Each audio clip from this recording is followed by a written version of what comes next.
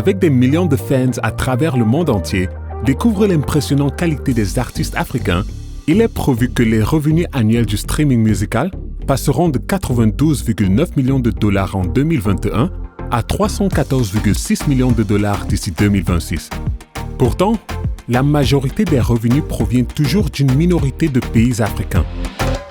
Toutefois, il y a davantage de revenus générés en dehors du continent par les acteurs qui possèdent les droits, les plateformes technologiques, les labels de musique et les entreprises de management d'artistes. Ce panel exposera des propositions quant à ce que nous devons faire pour lever les barrières existantes, afin de renforcer le développement de l'écosystème musical africain. Une discussion sur la manière dont les genres musicaux africains dominent l'échiquier mondial du divertissement et sur ce pourquoi accroître l'investissement dans l'écosystème musical africain est fondamental pour bénéficier économiquement aux artistes et aux entreprises africaines et aussi pour soutenir une croissance durable du secteur. But what we do know is that the biggest music markets are outside of Africa.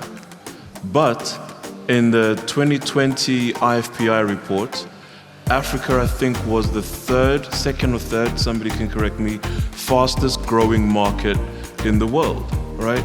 I think for this year, when the report comes out next year, we'll find that is probably in the top 2 fastest growing markets in the world. So, although our numbers are currently small from a revenue perspective, the growth in Africa is competing and is performing better than other markets globally. And that's a very important point. And the context of that in this conversation is that the truth is they're not just listening to Afrobeats from West Africa. They are consuming music from Africa as a whole. They're consuming catalog. They're consuming Brenda Fassie, Hugh Masekela. They're consuming Simon Chimbetu from Zimbabwe and other artists from all over the continent. So it's a great time to be making African music because more people are interested in what's coming from Africa than people that are trying to find the next songs from Europe or from America. And that beat has been, it's been a part of the African story. And that's the way that I think we should always celebrate the definition of Afrobeat. You're right, it's not meant to be a West African thing, it's meant to be a Pan-African thing. Beautiful. Yeah. But if you move to Afrobeats, let's just be fair and let's tell it how it is. Nigeria is killing Afrobeats. They made it a globally accepted sound. 100%. Credit is due where credit is due. Afrobeats, it came out of Nigeria and West Africa, so Ghana as well. But the Nigerian artists have played a huge role in getting the rest of the world at a youth level to connect with African music, right? I think Amapiano has now done an amazing job of telling another story. Yeah. And I also think, though, we mustn't forget what was there before Afrobeats, right?